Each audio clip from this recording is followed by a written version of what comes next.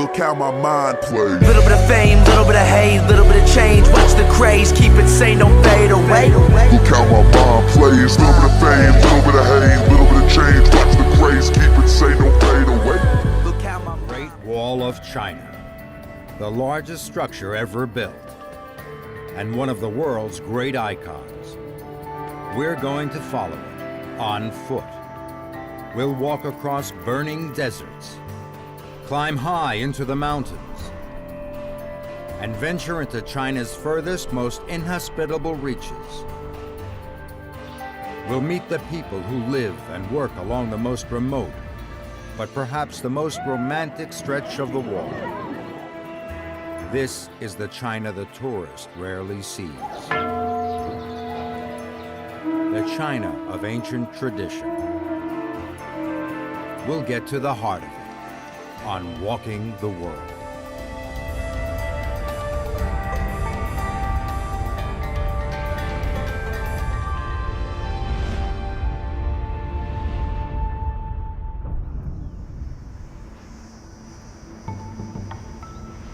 For the Chinese, the Great Wall is the symbol of national identity. It's everywhere you look. It's on t-shirts and stamps. It's on every tourist visa. It's the symbol of the National Police Force. The Great Wall pickup is China's most popular brand. The Great Wall lies at the very heart of Chinese culture. For centuries, it defined the nation's borders. The people inside it were the Han Chinese. Those beyond it, the challenging outsiders. It's not just the Chinese who are fascinated by the Great Wall. It's a major international attraction. Here at the wall's most well-known section, at Badaling, just outside Beijing, thousands of tourists come every day.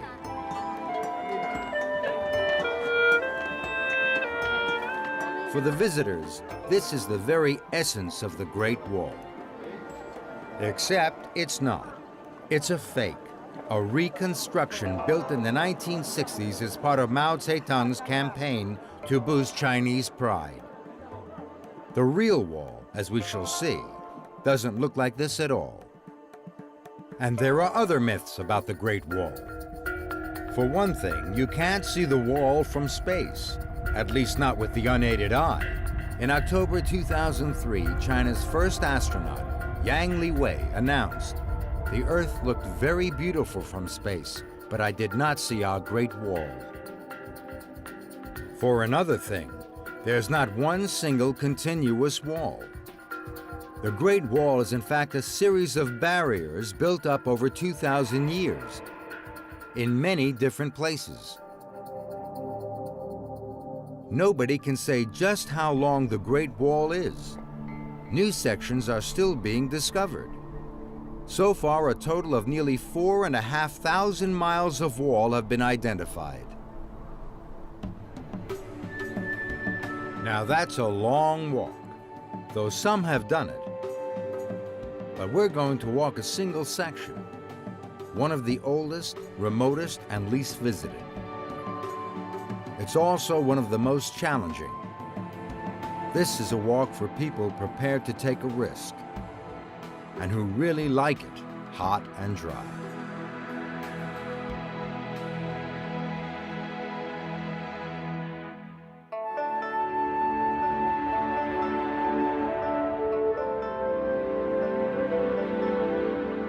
Our inspiration is Xuanzang, a 7th century scholar who walked the length of the ancient Silk Road in search of Buddhist scriptures from India. He was the origin of the famous monkey legend. Stories describing his adventures with his companions, Brother Sand, the river monster, Pigface, the glutton cast out from heaven, the Dragon King transformed into a horse, and of course, Monkey, the trickster. But the real Xuanzang walked alone for thousands of miles in the shelter of the Great Wall. and we're following in his footsteps, or some of them at least. We've come to Lanzhou, a large, vibrant city that straddles the Yellow River. It's a chance to get acclimated to the heat and to absorb the unique atmosphere of this part of China. For a walk this challenging, we're going to need supplies. And down a side street, we find a market.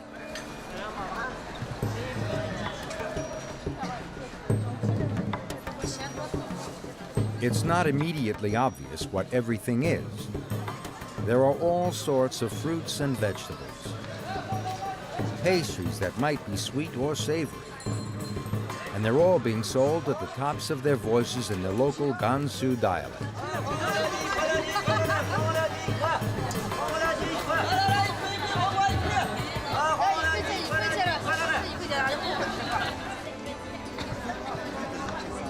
There are even potato chips. And crowding into the market, a wide variety of people, including the Muslim minorities who live all along the Silk Road.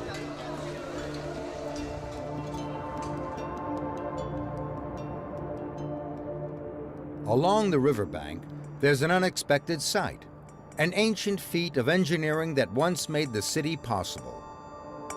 By bringing life to this arid land, these giant water wheels, more than 30 feet high, are all that remain. More than 250 once lined the river's edge, extracting water from the mighty river to irrigate the parched soils. Now the job is done by electric pumps. But the skills that created the wheels are still alive in craftsmen like Deng Hua, who look after the remaining wheels and make small replicas as souvenirs.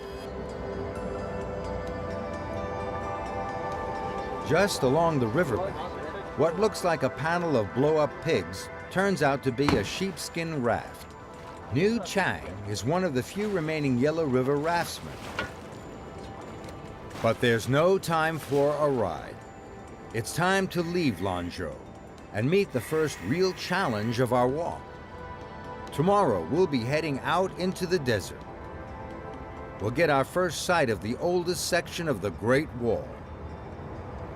And from now on, water so plentiful here will be our biggest luxury.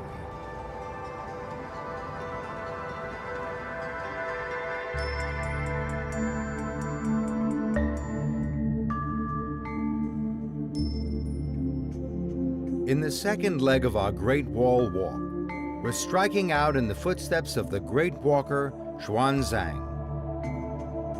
Our route takes us across the Tengger Desert to the great Silk Road cities beyond. It seems an unpromising start, but this small area of marshland is where the trail begins.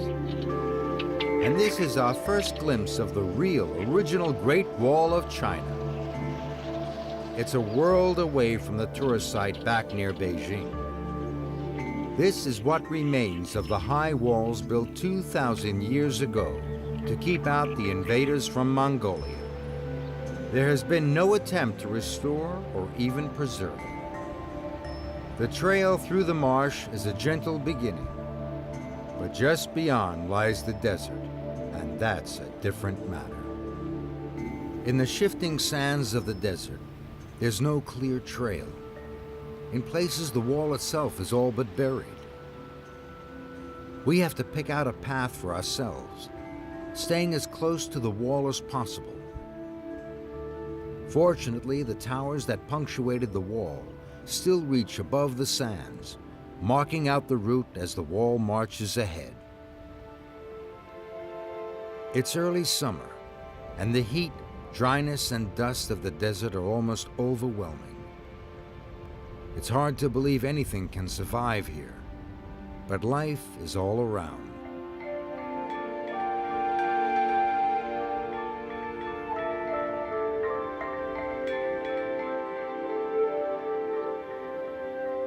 Further into the desert, The sand dunes reach up to 30 feet high.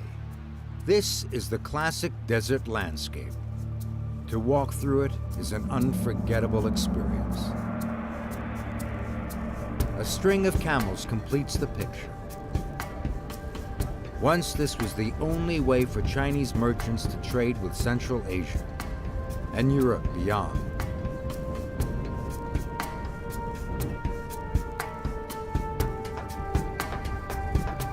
Protected by the Great Wall, they took silk, jade, and porcelain along the winding trail, returning with gold, ivory, and jewels. The camels carried the precious goods, while the traders walked alongside. But this isn't a real camel train. For hidden between the dunes is a visitor center, where more adventurous tourists come for a taste of the desert.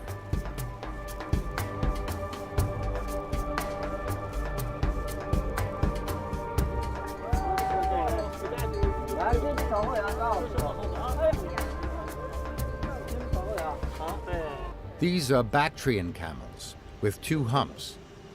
They're native to this part of China, although in 2002 there were just 950 of them roaming wild. They're well adapted for this dramatic climate. At some 4,000 feet above sea level, the winters here are brutal, with average temperatures of -15 degrees Fahrenheit. The camels grow a shaggy coat to protect them. Then, as temperatures soar in summer, the winter coat drops away, leaving the camels looking somewhat moth-eaten. As we walk, the scenery is gradually changing.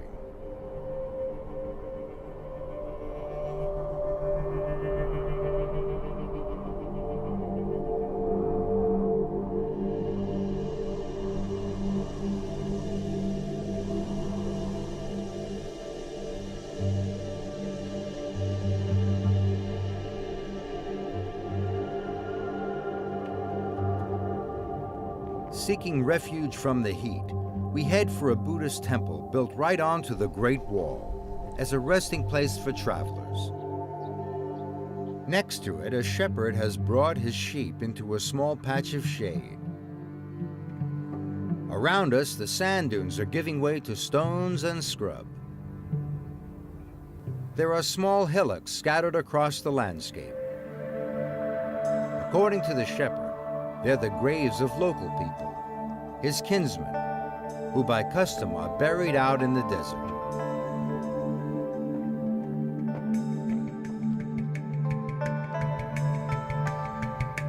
After miles in the parched desert, there's only one thing a desert walker really longs for: a break from the trail in a green, lush oasis. Seems heaven sent. To a Silk Road traveler, 1,000 years ago, it would have been literally a lifeline. Today, the year-round natural water supply supports a large and thriving community. We head for the ancient city of Wuwei, guarded by a massive city gate. There's not much sign of the traditional city. China's economic boom has reached even this far into the desert.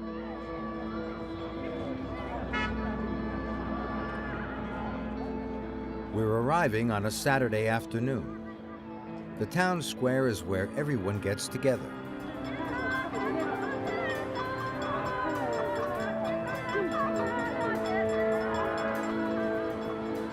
There's a market, selling everything from insect spray to motor scooters. The giant statue is a familiar symbol throughout China, but it has a special significance here. The original 2,000-year-old statuette was found in Wuwei. For lunch, we've come to a specialty food market in search of a local variation on a Chinese favorite: hand-stretched noodles. Madame Sun and her well-drilled team are producing what's known as the 3-package meal. It's part cooking, part theater. Somehow, the noodles never, ever touch the ground. The noodles go into a soup. Part 2 of the package is a plate of sliced meat. And Part 3, the tea that goes with it. While the others prepare the meals, Madame Sun encourages customers to come to her all-woman stall. It's better than the competition, she says. They're pretty much all men, and what do they know about cooking? The legend goes that Marco Polo, on his travels along the Silk Road, discovered these noodles and took them back to Italy, where they called them spaghetti. And if the 3-package meal doesn't appeal, you can always take your meat in a sandwich, a burger, Gansu style. Gansu has more surprises. At the end of this nondescript street is a gateway leading to a hidden treasure, the Haizang Buddhist Temple. A painting here commemorates Xuanzang, who passed through here 14 centuries ago on his epic walk to India. It's said that he spent a whole year here, and it's easy to see why. The temple, with its well-tended grounds, is still a haven of peace within the busy modern city, an oasis within the oasis. Just walking around the temple grounds is itself a meditation.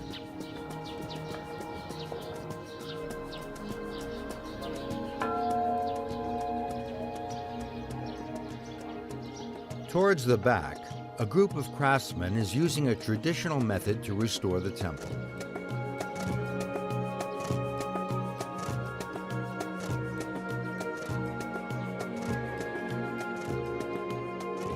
First, the most junior apprentice, a boy of around 13, lays down the base colors. Then the senior apprentice fills in the rough shapes. Finally, the master paints in the details. This is how it's been done for hundreds of years. For the painters, it's a form of devotion in itself.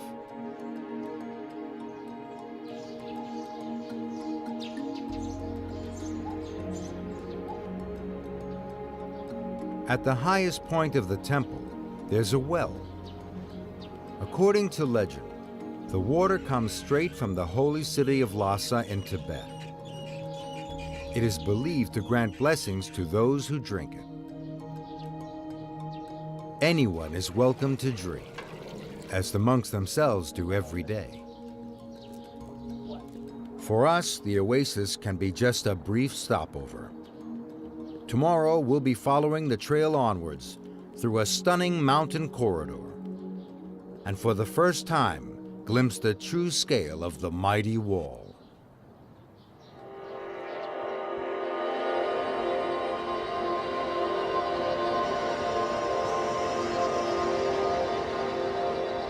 Leaving the oasis city of Wuwei, we follow the Great Wall upwards into one of its most magnificent stretches, the Heshi Corridor. It's a sliver of China squeezed between the high plateaus of Tibet and Mongolia. The wall still has gaps, but here we begin to grasp its scale and a first idea of how it would have looked 23 centuries ago.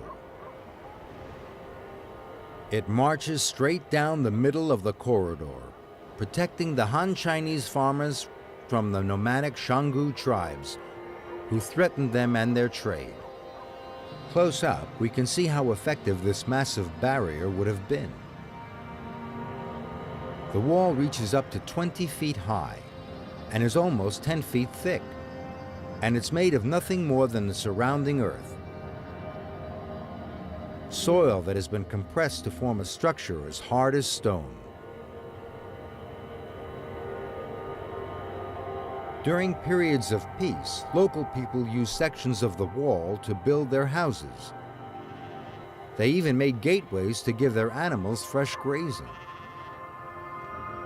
Later, when danger threatened once more, the Ming Dynasty emperors repaired the wall. Most of what we see here dates from then, the 14th century. It feels as if time has stood still. But even here, the modern world is never far away. A new highway cuts straight through an ancient gateway within the wall. It's hard to believe these towers have been standing for centuries. They're made of nothing more than mud. The towers mark a transition. Beyond here lies one of the world's most extreme deserts, the legendary Gobi. It's the hottest and the coldest, and it's one of the highest. The Gobi is one of the greatest of walking challenges. Just looking out across its vast emptiness is awe-inspiring.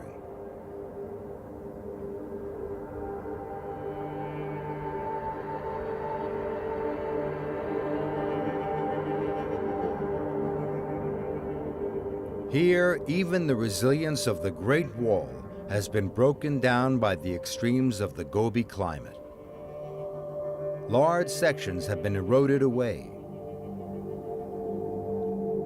There will be places where following the wall's course will not be easy.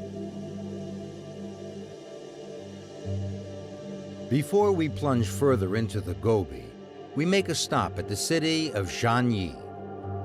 Its bustling life is in stark contrast to the desert beyond. It's a mixture of influences like all the Silk Road cities. Effortlessly, Xianyi blends ancient and modern. In the newest part of the city, people are doing traditional exercises, Tai Chi, Kung Fu, and other ancient martial arts. And while in the West, it's the young people out exercising, in China, it's the old.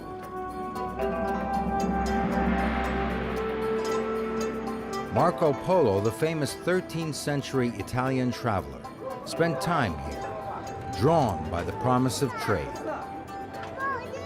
There's still a flourishing market.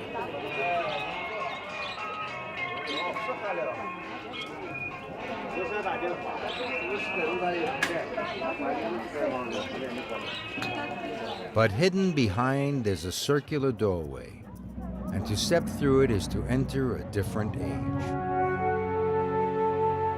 The old town of Xianyi has probably changed little since Marco Polo was here. People live much as they always have in the dusty houses built of desert soil. Round the corner, there's another glimpse of life on the ancient Silk Road. A hostel for merchants and officials from the nearby province of Shanxi. There's even a theater, a distraction from the harshness of life with the camel trains. For us too, Xianyi has been a welcome rest. Tomorrow we take on the Gobi and make a detour to see a very unusual horse race.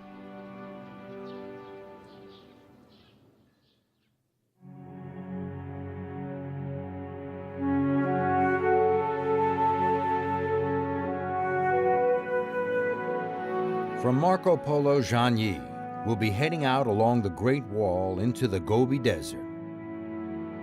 And we'll make a detour into the cooler air of the mountains.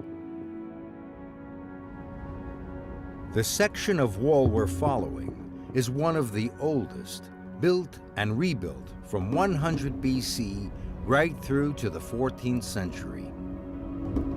On and on it goes, guiding us through stunning, stark vistas. It looks harsh and utterly empty, but not far from here we'll discover that this is an illusion. We're making a detour to a nearby valley of the Qilian mountain range. where we'll see just how much life there is in this seemingly desolate landscape. As we walk uphill, the terrain changes. The going gets tougher as we go higher. The soil is poor. All that grows here is short steppe grass. But it's perfect for the hardy mountain sheep. Where there are sheep, there must be people, and soon they begin to appear. These are Uyghurs, members of one of China's smallest minority groups. For centuries, these rolling uplands have been their homeland. The Uyghur are no longer nomadic, but they still keep livestock, including yaks. Yak milk is a staple food for farming people. The milk is shared between the calves and the family. Yaks don't moo, they grunt. It just shows that these animals aren't exactly cows. One of the strongest Uyghur traditions is to welcome travelers, and we're invited into a tent in the pastures. The Uyghur make tea Tibetan style. It's not a casual affair. Yak milk is stewed with water and tea leaves. Then flour and yak butter are added. The farmer, Guo Chan Tai, and his family don't usually dress so elaborately. They're getting ready to go, like us, for a special day out.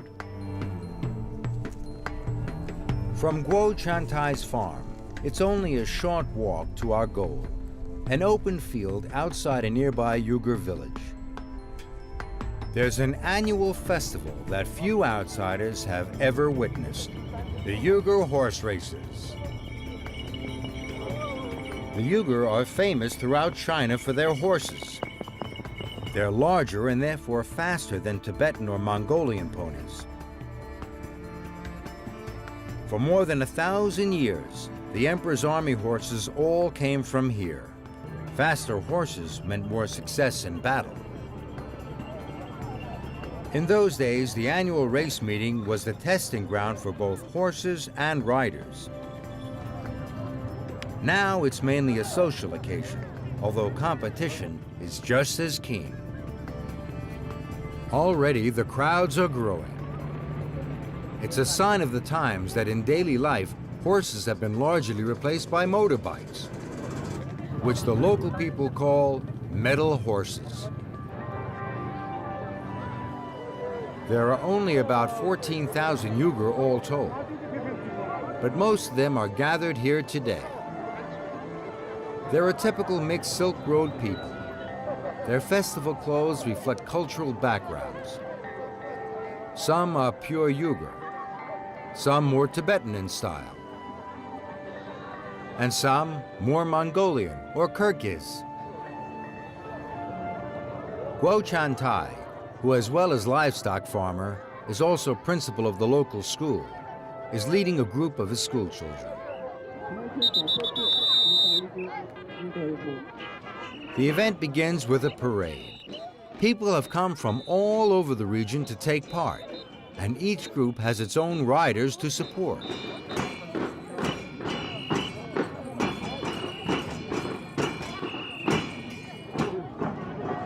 Bringing up the rear of the parade, the stars of the day, the horses and their riders.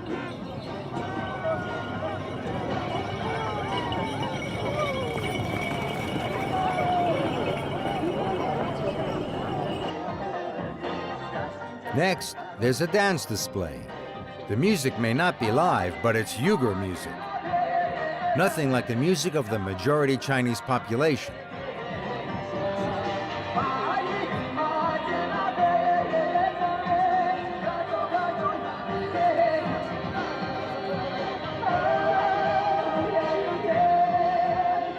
After years of oppression, minorities like the Uyghur are now actively encouraged to keep hold of their traditions.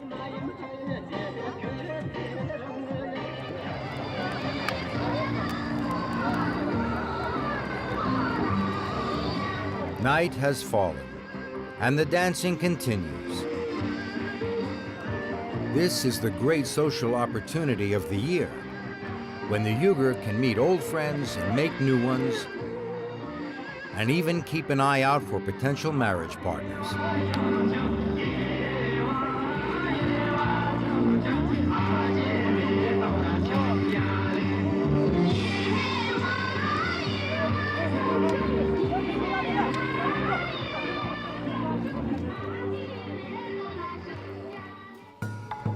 The next day sees the start of the serious business of the festival.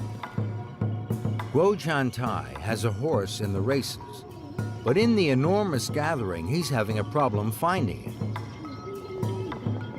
The first race is coming up. The track is watered to try to keep the dust down, though it doesn't seem to work. The spectators support their own riders, but since gambling is illegal in all of mainland China, the main tensions are among the competitors. Guo has found his horse. He doesn't ride in the races anymore. He has a young rider to race his horse for him, but he's optimistic about his horse's chances.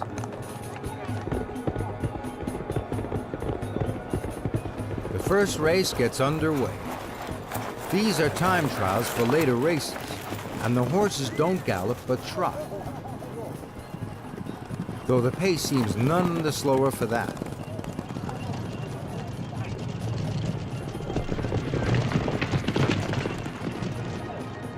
Guo's horse is through to the next round, but we won't be here to see it.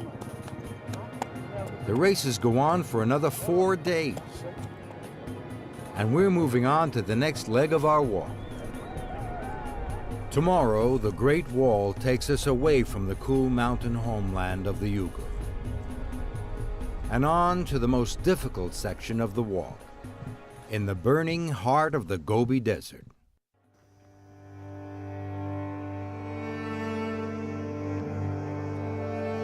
Heading once more towards the Great Wall, we're facing our greatest challenge, the intense heat of the Gobi Desert. It's enough to test any walker's limits, up to 100 degrees Fahrenheit even in late spring. But the air is clear and the setting stunning. And despite the discomforts, this is a rare, exhilarating chance to experience one of the most extreme places on the planet.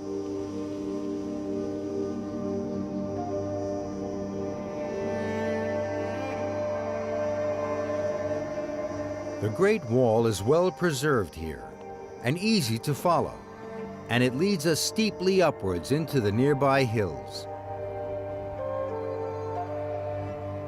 Here, the wall has been built right across a valley, effectively blocking it. It's a reminder of why the wall was built, to keep out invaders. Here, they would have been horsemen from Central Asia, so-called barbarians, pouring down the valley from their homeland beyond. On the cliff face, there are some surprising carvings. They were probably made by those same horsemen around the time the wall was originally built, and they show large, deer-like animals, not what you'd expect in the middle of a desert.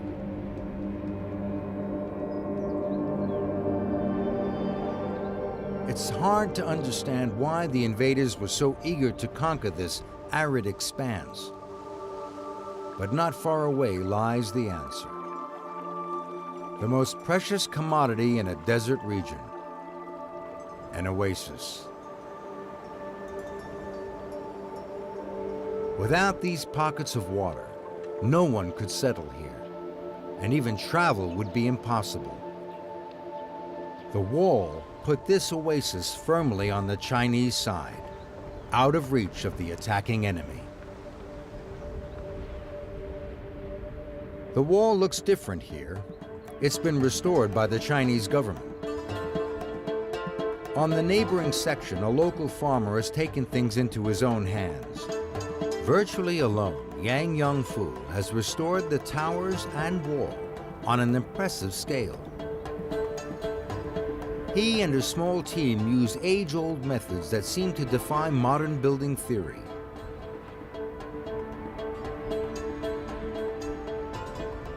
It's still all done by hand.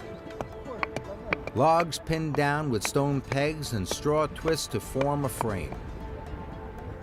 Soil brought uphill, then spread and watered down.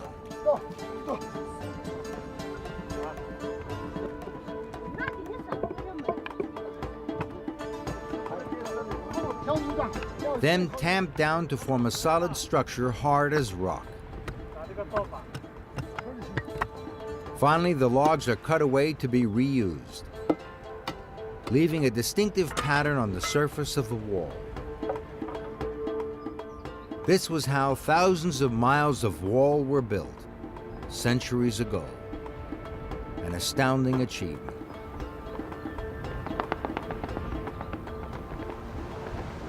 But now, Yang's work is threatened. There's a national debate about restoration policy on the wall. Current feeling is that this sort of comprehensive restoration is more like replacement, and that it hastens the destruction of the original. Yet, as we've seen so often on this wall, left to itself, the wall inevitably falls into ruin. It's a dilemma as yet unresolved. Yang and his workers come from the village and the oasis below.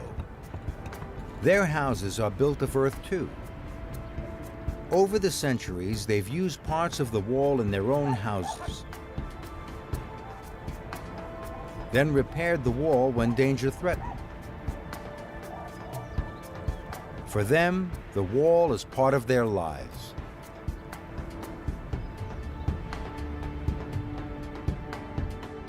Before continuing into the desert, we're going to take a break from the heat to visit a unique village in the foothills above.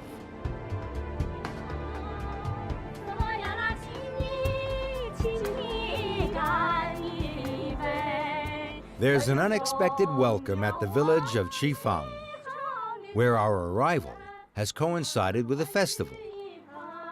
Visitors like us are automatically included with other guests, a rare chance to see a local event from the inside. In this poor desert land, it's an honor to be treated to such a feast. There's rice wine to be shared.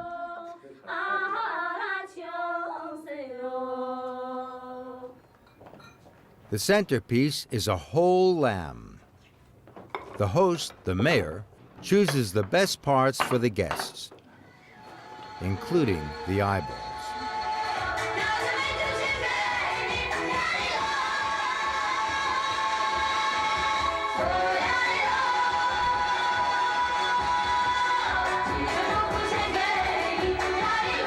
But the reason we've come here lies beyond the village hall.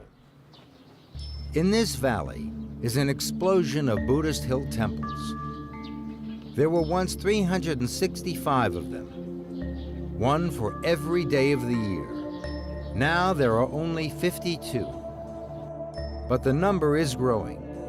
After a period when religion was suppressed, it is now tolerated, and the government supports the temple reconstruction, led by the monk Di Yi and his wife Li Ying. Di Yi built his faith on his early upbringing. When he was very young, his mother practiced Buddhism in their home. He remembers that they had a statue of Buddha and burnt incense.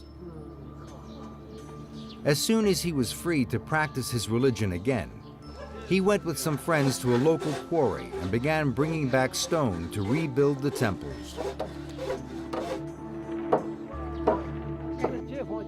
He intends to carry on until all the temples have been rebuilt.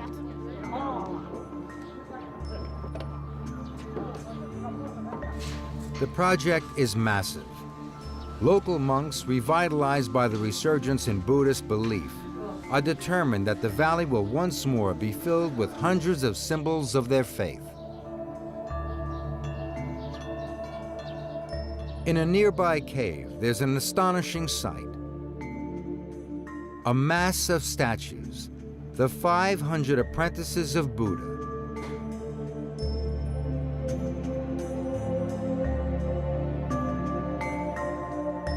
Monk Zhang Zhongyi knows each one and the personalities they represent.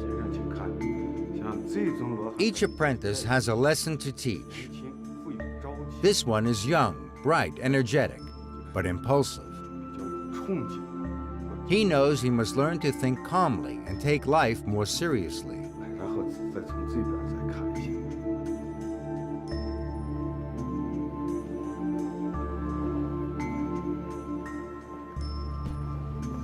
This apprentice is older. He teaches that success or fortune can never be guaranteed. Life is filled with surprises. So he advises against spending life planning and scheming for advancement. These statues and the moral stories they tell have strong Chinese cultural overtones. It's an example of how Buddhism, an Indian religion, has been adapted for local needs. But there are many Buddhists in Qifang who follow the form of Buddhism practiced by their neighbors in Tibet.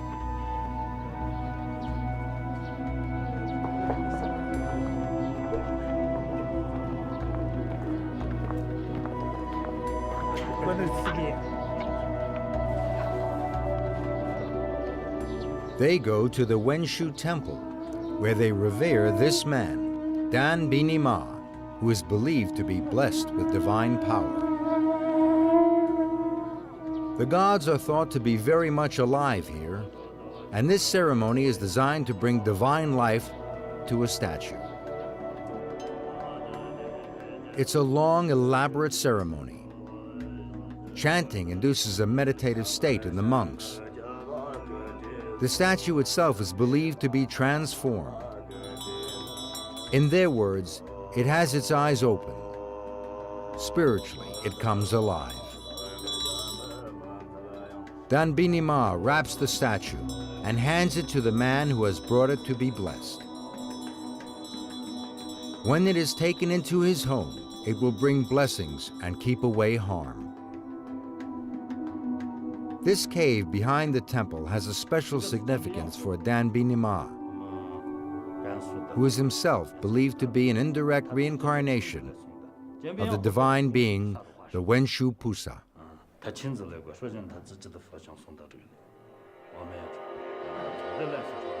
And this cave is the Grand Hall where the Wenshu Buddha first appeared. Its mission was to help the people to enlightenment, a mission that continues to this day. During the Chinese Cultural Revolution, many such caves were destroyed by government decree. This one was spared because it was useful as a food store. But all the old paintings were ruined. Only these fragments are left. In Dan Bini Ma's private chambers, we're taken to see something extraordinary. These venerated objects are human relics, and only Dan Bini Ma himself may touch them. The relics have been donated by relatives of the dead. They're used at funerals to help cleanse the spirit of the departed, and it's believed that the donors will earn extra merit in their next incarnations. This cup is made from the top half of the skull of a young woman who died in an accident. The leg bone has been turned into a ritual flute. This is the skin of an old man's hand and forearm. While this might seem shocking to outsiders, for Tibetan Buddhists, death, even early death, is a familiar part of life. Funerals here are important and powerful rituals. It may be that they offer comfort, a way of coping with the harsh realities of mountain life.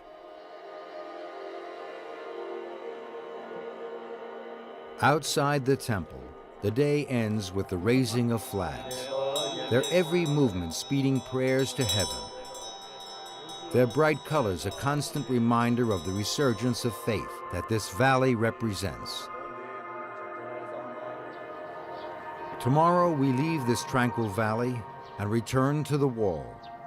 We'll follow it to its end, what was once China's last outpost.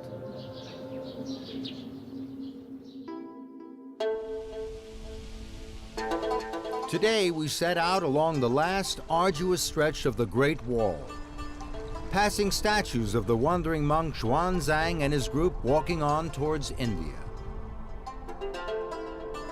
But as we approach the city of Jiayuguan, the only camels we find are made of concrete. This is a modern industrial city. And here, just outside Jiayuguan, is the last fortress, the final outpost of Ming Dynasty China. This marks the end of the Great Wall, and as a tribute to its importance, the government has rebuilt the fort, just as it once was. Beyond the end of the wall lie the mountains. Then outside China, now an integral part of it, the barrier, once so vital, is needed no longer. We followed the Great Wall along its toughest and most extraordinary section, which few visitors ever reach.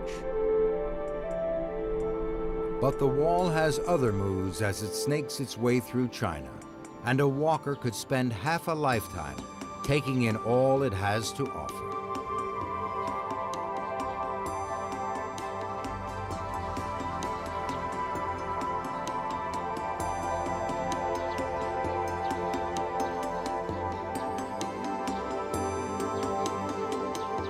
Before we leave China, we return to the wall outside Beijing to meet Zhou Wanping, one of the many whose lives have been shaped by this icon. He's passionate about the Great Wall and has spent his life photographing it.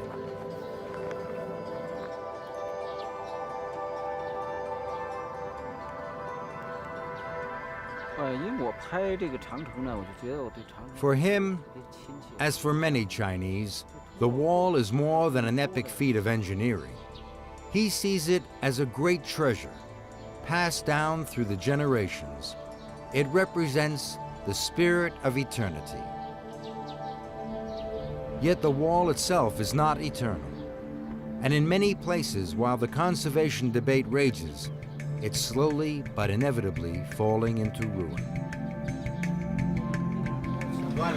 Right now we're walking up the Great Wall of China. It's quite the hike. Tons of people around. It's really steep. Pretty amazing though. Really foggy today. Okay. Don't push. Yeah. Okay. Hey! Look this! Mute! Oh, okay. Are you ready? Yes, ready! Ready! Ready! 1, 2, 3, go! 1, 2, 3, 4. 1, 2, 3, 4. 2, 3, 4. 1, 2, 3, 4. 1, 2, 3, 4. Yeah!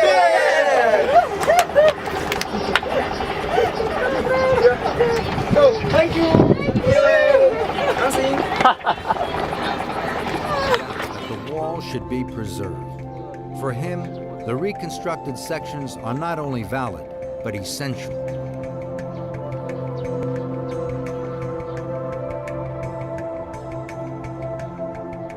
Walking along the wall has taken us on a journey, not only through some of the world's most stunning landscapes, but into the heart of China's identity, from its earliest struggles with would-be invaders to the economic miracle that has put modern cities in the desert.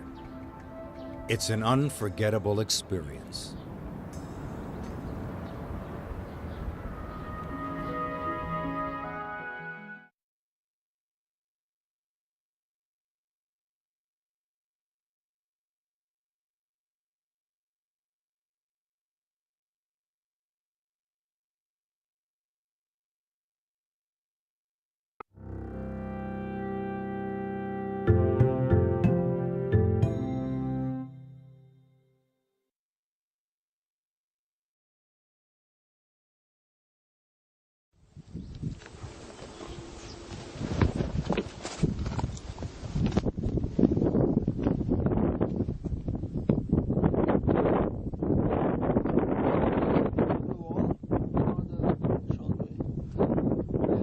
short way.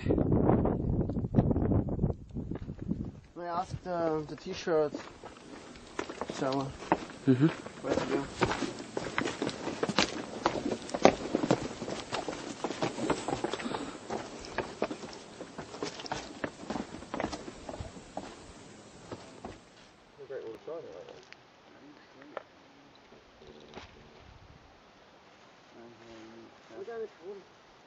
路个司马台，路个司马台，他说。这儿吗？有望京楼，这是金山岭上土盖子，路可能爬不了。是。这下雨晕影。欢迎来到中国北京，这里是长城八达岭，我们开始行啦。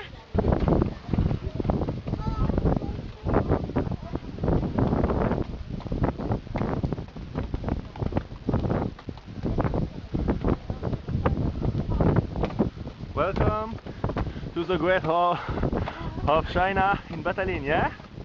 In Chinese? 走不动了，好，很累很累。Tired?